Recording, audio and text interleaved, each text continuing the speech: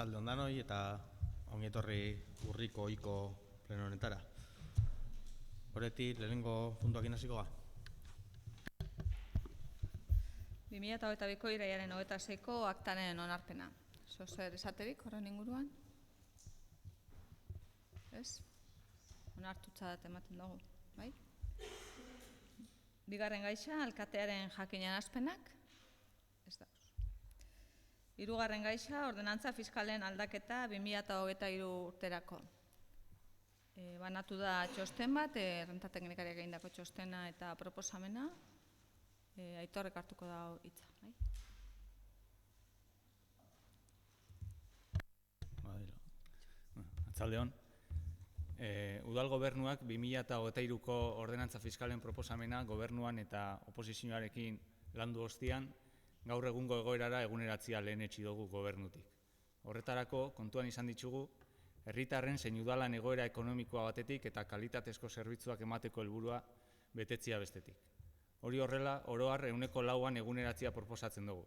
2022 urterako eta 2022-2023 ikasturterako igoera 3,3 izan zen. KPI-a 6,5 izan zenean.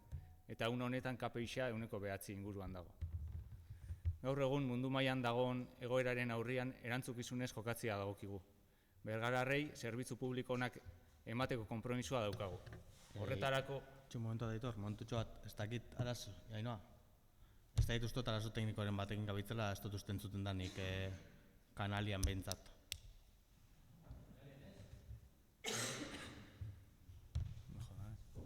Markatu.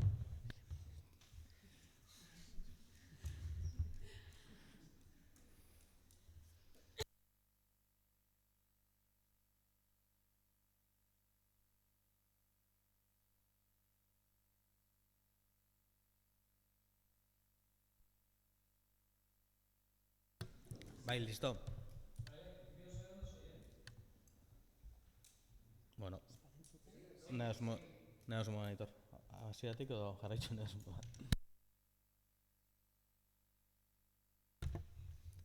Bueno, jarraitzen. Gaur egun mundu mailan dagoen egoeran aurrian erantzukizunez jokatzea dagokigu. Bergararrei zerbitzu publiko onak emateko konpromisoa daukagu. Horretarako baina daukagun diru poltsa mugatua da. Eta diru publikoaren kudeaketan ari ganon bete biharra da hori tentuz eta erantzukizunez zaintzea. Une honetan ezin dira hartu udala etorkizunean hipotekatuko lituzkeen erabakirik. Kontuan izan behar da, norberaren etxian bezala, udal zerbitzuak ematen dituzten eraikinetan be, fakturak izugarri hasi diela. Adibidez, elektrizitate eta gasaren fakturak boskoiztuz, naiz eta kontsumoak murrizteko neurriak hartu. Eguneraketa itxia proposatzen dugu, adibidez, hiriburreko tipuetan eta trakzio mekanikoko ibilgailuen gaineko zergan, kontrara aldaketarik ez da proposatzen ekonomia jarduren gaineko zergan eta ikasturteka funtzionatzen daben tasa eta zergetan. Obarixen arlua be lantzen bagabiz. Esaterako, ibixari lotuta diru laguntza programa bat, errentaren araberakoa izango dana, progresibitatean beste aurrera pauso bat emanez. Eta baitxabet, tarifa sozialaren kirol eta gazteri arloetako taulak behateratu egingo die, eta honekin familiak gehiago gana iristeko bidea egongo da.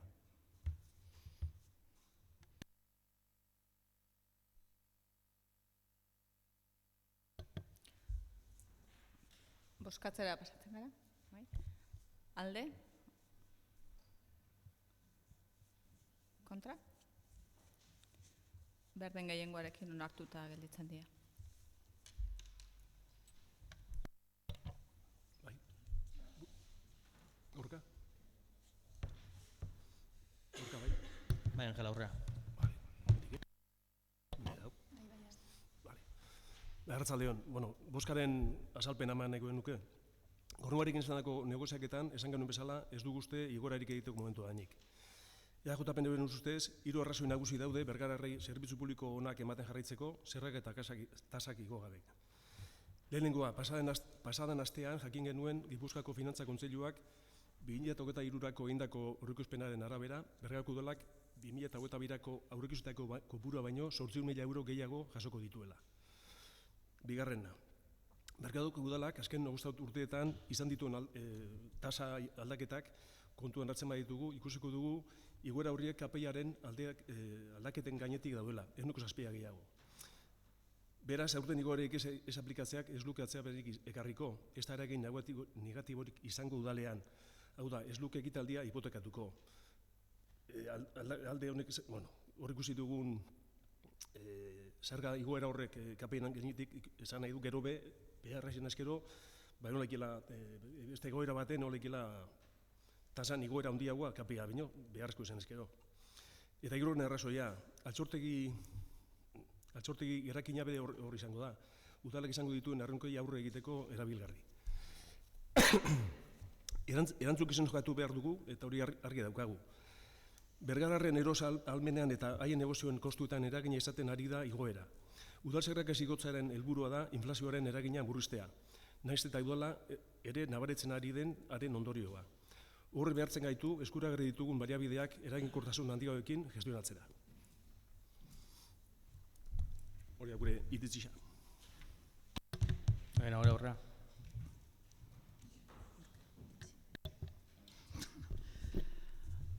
Aitorrek aipatu daren moduan, koherentzian printzipioa dago gure proposamenean, koherentzia 2022ko igoeran eta orain proposatzen dugun igoerakin. Esan da moduan, 2022an KPIa 6,5koa zanean 3,3ko igoera proposatu zen eta onartu zen, eta orain KPIa 1,9 inguru dagonean, 1,4. Aurreko ordenantzetan esan bezala, igoera ez egiteak ez da soilik eragiten urte honetan, eta galera hori errekupera ezina da. Eta bi ekinaldi honetan igo ez baginuke, zuen proposamen horrekin 1,5 galtzen jungo gineke. Eta ondo jakina da, hori ezin dela izan, hori ezin dugula jasan, zerbitzu publiko duinak eskaini nahi baditugu.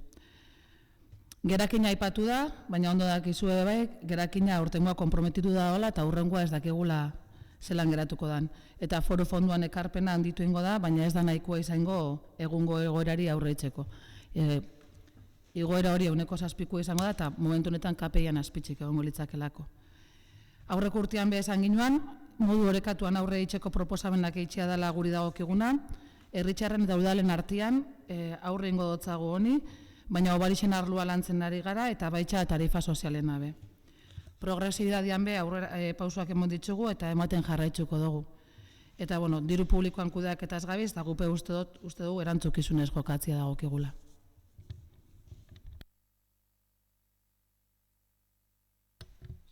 Nik aixarekin bukatzearen, uste dut lehen eta Nagorek eta Aitorrek oso ondo azaldu dabe, zerbitzu publikoak bermatzaldera hartzen diela, ordenantza fiskalen inguruko erabakixak, eta neurri handi baten behintzat, diru-sarrera horre bermatu beharra dauzkagula zerbitzu publiko duinak emoten jarraitzen nahi baldin bu. Eta uste dut oso nabarmena dela, KPIa nabarmen igotzen den egoera baten, udalak iaztik proposamena KPI hori baino baju hau igotzea proposamena neurri baten kontuan eukiz. Familixek egoera zail batzu be jasatzen dituztela, baina biharra handixa dauken familixa horrei jarraitzen nahi baldin bu zerbitzu duinak emoten eta egobarixak emoten, diru-sarrera horre bermatu beharra dauzkagu, eta uste dut hori helburu bat izan behar dela.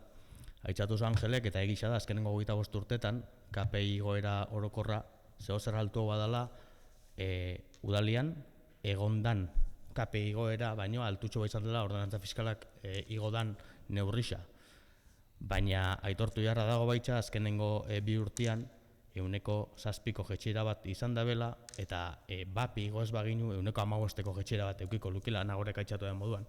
Eta hori jasan ezina da, ustot danok ulertzen dula etxeko ekonomiara eruan da adibide hori, gastuak zerbitzuetan neurri berdinean mantendu nahi baldin badie behintzat, 15ko jetxera batekin jasan gaitza izango litzakela. Eta uste dut, koherentiak izan da, eta lehen numerotxo batzuk inez, aurreko legaldiko datu ibiratu adibidez, praktikamente KPIaren igoera, urte diferentziakin, baina KPIaren igoera bermatzen da ordenantza fiskalen igoeretan, eta uste dut hori dela tokatzen dana itxia, esan dakoa zerbitzu horrek emoten jarraitzen nahi baldin bau.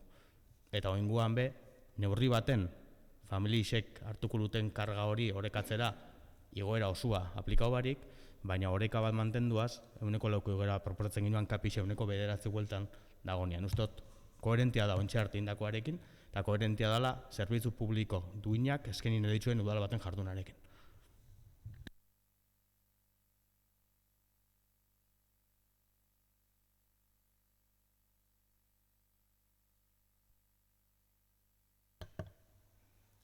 Jarraitzen dugu. Bai. Hurrengo gaixa, laugarrena, 2022ko udal aurrekontuaren 10. eta 11. kreditu aldaketak onartuz emandako dekretuen berri ematea. Bueno, dekretuak horregon die, banatu da dokumentazioarekin, zoze esaterik edo limauka norbaitek, jarraitzen dugu orduan. Bosgarren gaixa, gureak hitzarmen berriaren proposamena. Gureakekin inklusioaren alde hitzarmen proposamen badago 4 urte arte luzagarria izango dana, orain arte emandako zerbitzua eta helburua babesteko izango litzakena, baina 4 urte arte luzatuko da. Horrekin adimen gaitasun ez daukan Markelen lanaren ahalbidetzea lortuko genduke. Bai? Printzipioz hitzarmenak betetzen ditu legeak aurreikusten dituen eduki beharreko klausulak eta kontra esatekorik ez dago legalki. Bai? Eskatu ingo genduke? Bai? Aldeko botuak? Aho batez onartzen da.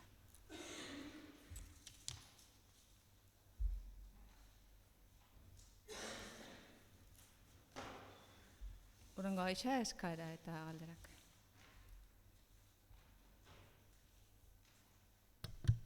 Ezer espalego, bukatutzat emongo ginuke urriko iko plenoa. Mila esker.